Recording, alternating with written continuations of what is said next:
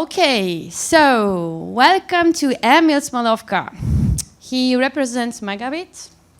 And a few words about Emil, seasoned DevOps engineer with a decade of e-commerce experience, an Adobe certified expert. Emil has successfully led over 50 projects, optimizing digital solutions to drive growth and elevate user experience. Enjoy the talk with the title, Are you optimizing the right elements to increase your site speed? Hint, it's more than loading times than count. Enjoy the talk. Welcome, Emil.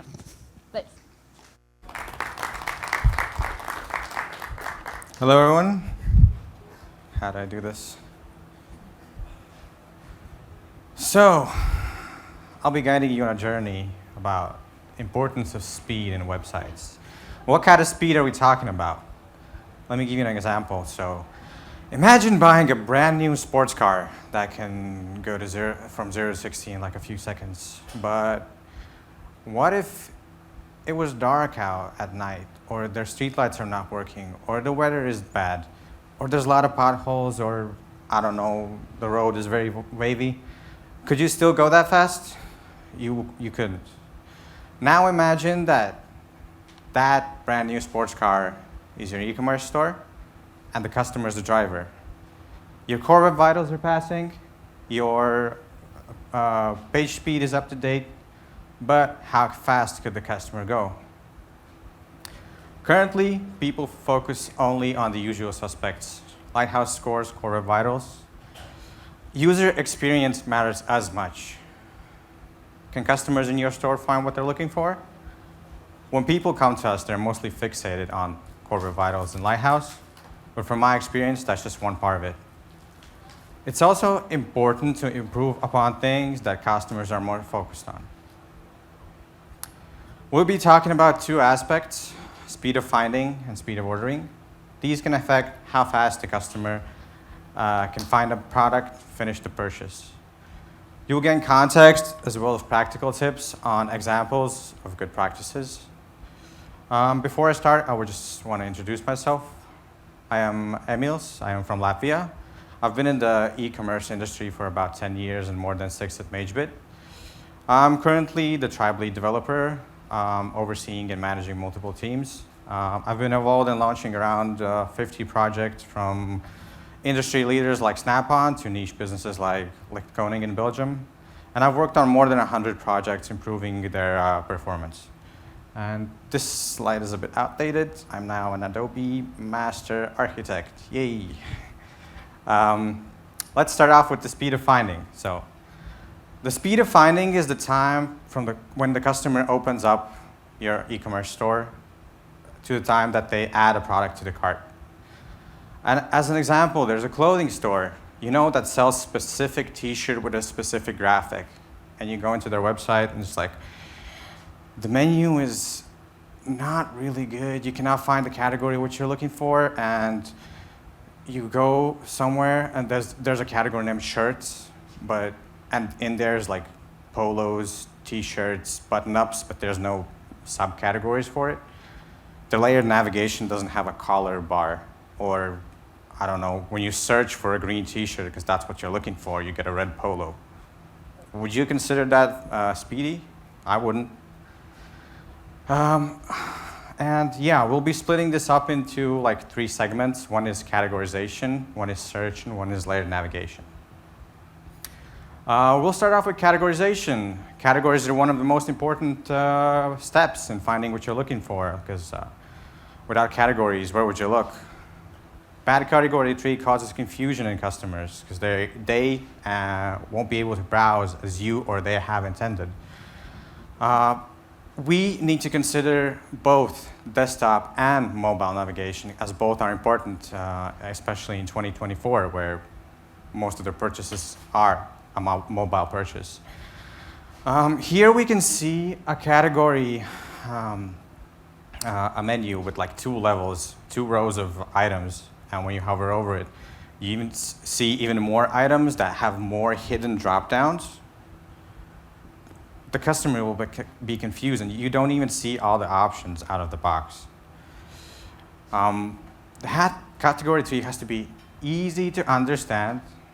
Categories need to be properly named, properly structured for an easy overview. And you need to be able to easily transition between categories. It has to be fast. It has to keep the sort order. It has to keep the page size that you set. And we need to keep the categories in similar layouts. Don't shift the category layout so that layered navigation is on one end, on the next one it's on the other. That's just going to cause customers confusion because they can't find what they were previously using. Also, an important thing is breadcrumbs. It's very important for customers who don't know what category they have the product in. You search something, you enter a product, and you see the breadcrumbs, you will go one level back, and you can view other similar products of that nature. Here's a good example of a category tree where the top level navigation is easy to understand. Promotions are outlined in a different color, indicating that there's something important in the menu. Second and third level categories are very well structured and easy to overview. And right above the menu, we have search. A weak search can often break the user's interest for the store. If I search for something and I cannot find it with a standard set of keywords, they don't have it, I'll go somewhere else. Overviewing and inspecting search terms can be crucial to understand what the users have been looking for and to know where to optimize. A better search increases the sales at around the rate of 2.4 times. You're more likely to sell something just based on search results. Use autocomplete, not only search term autocomplete, but product, category, CMS page, anything that relates to what a person might be searching for. Use autocomplete, help them out, help them find what they're looking for.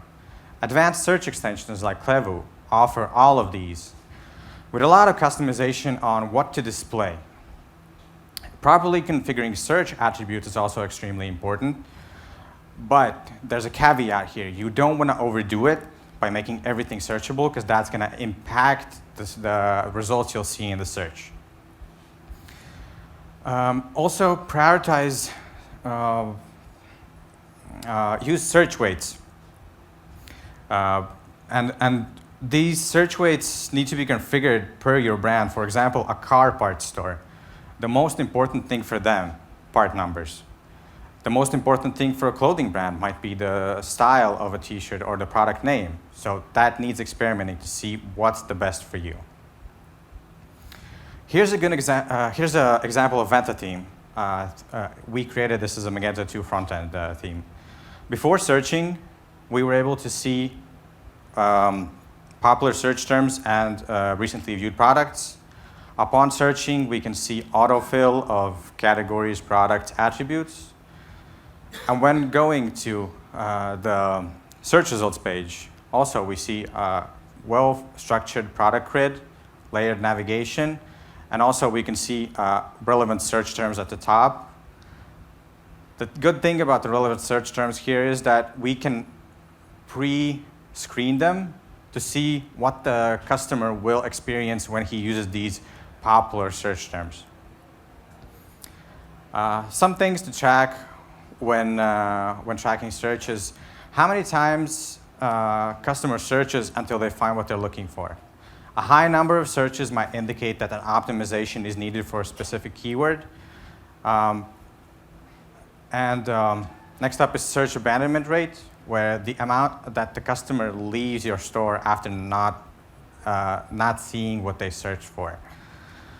Also, click-through rate. This is especially important for autocomplete. If a lot of people get to search results page from autocomplete, there might be issues, and you need to optimize the autocomplete search results. But if autocomplete is paired with a lot of add to cart events, that means that autocomplete is working excellently.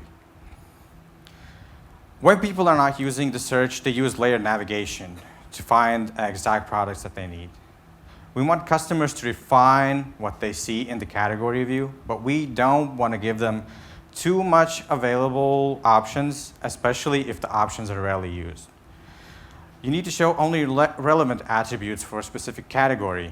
For example, computer memory is not important when you're buying a monitor, but extremely important when you're buying a laptop.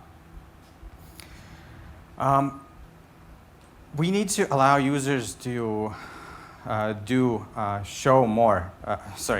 We want users to have a show more option for layered navigation, because you need to show them the top options, but give them the choice to select something else if something else is what they're looking for.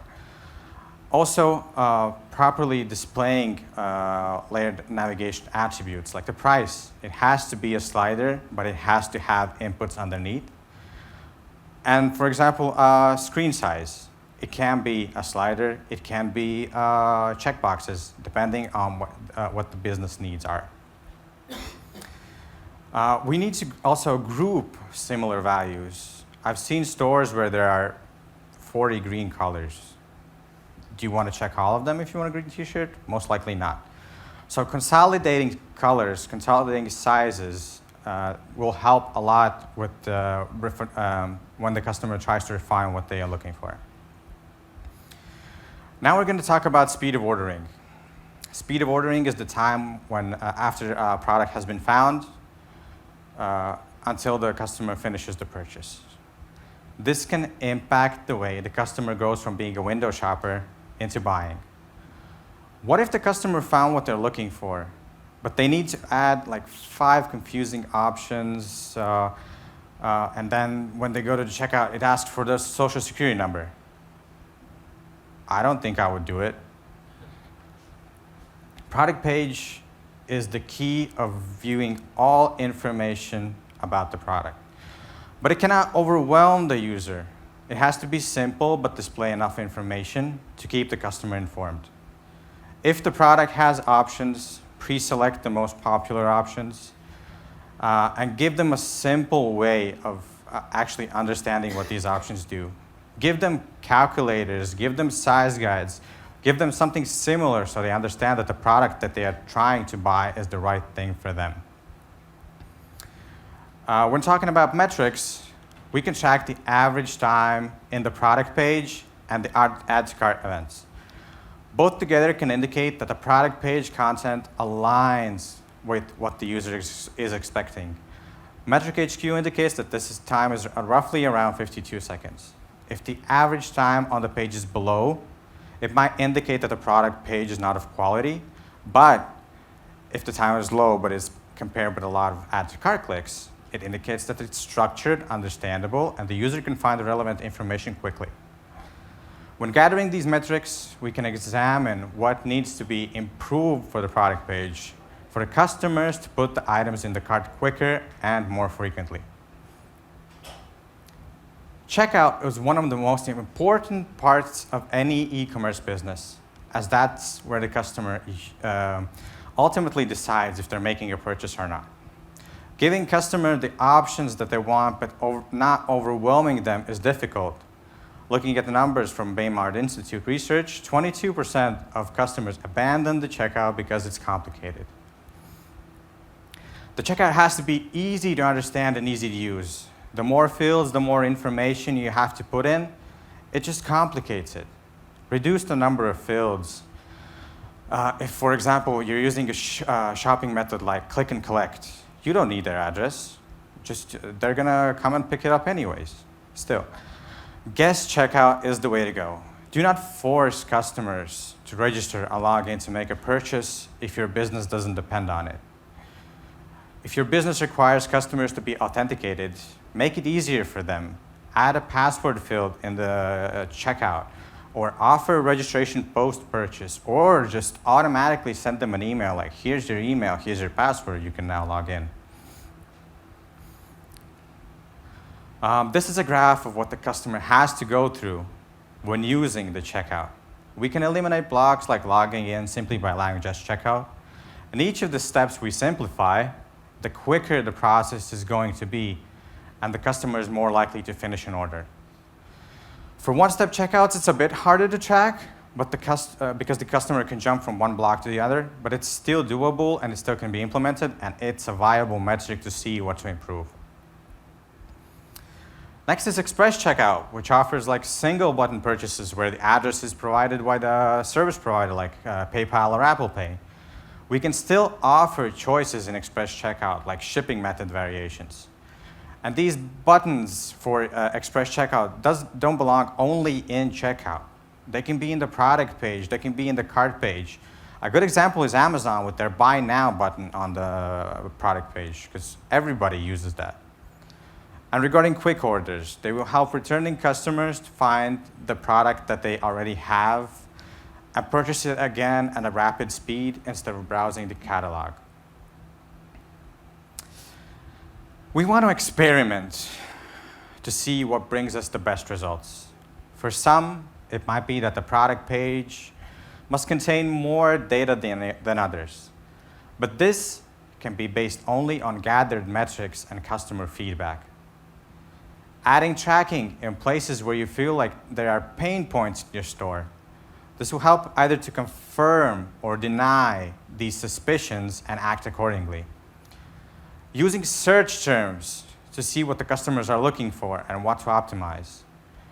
This will give you an insight which of the products have been looking for, and it can give you an edge when the customer comes back. Using marketing tools like Klaviyo to ask feedback from your customers, to get feedback either regarding your store or the products, to be better informed and to make better decisions. It's more than just speed. It's the way that the customer can interact with the store to find the right thing for them. Speed is the combination of items where each on its own are good to have, but together create a powerful combination. Keep experimenting, try out A/B testing, track metrics, and keep improving. The best solution is up to you, but validating the success of the solution is up to your customers. And don't be afraid to ask customers for feedback. To use it to improve and be better. Feedback is what drives us to be better. Going from what I think to what the customer needs can be a huge leap forward. We have also prepared our content with insights you'll be able to review at your own time to ensure that nothing is forgotten.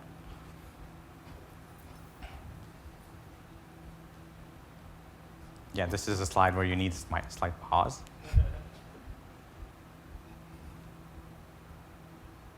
Good? All right. Thank you. Thank you for listening. This has been my first speech, so I hope I did good.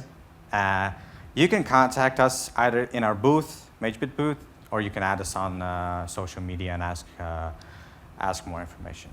Anyone have any questions?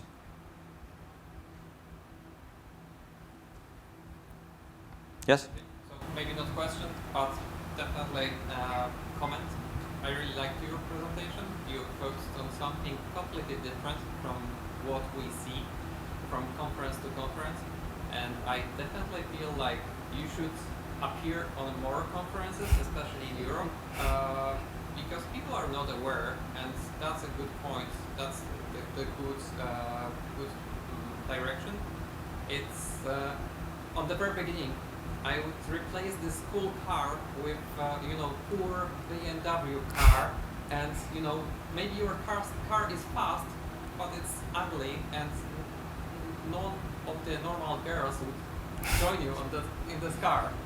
That would be more direct equivalent of fast store but crappy UX. That's true. Yeah. Thanks for that comment. Thank you.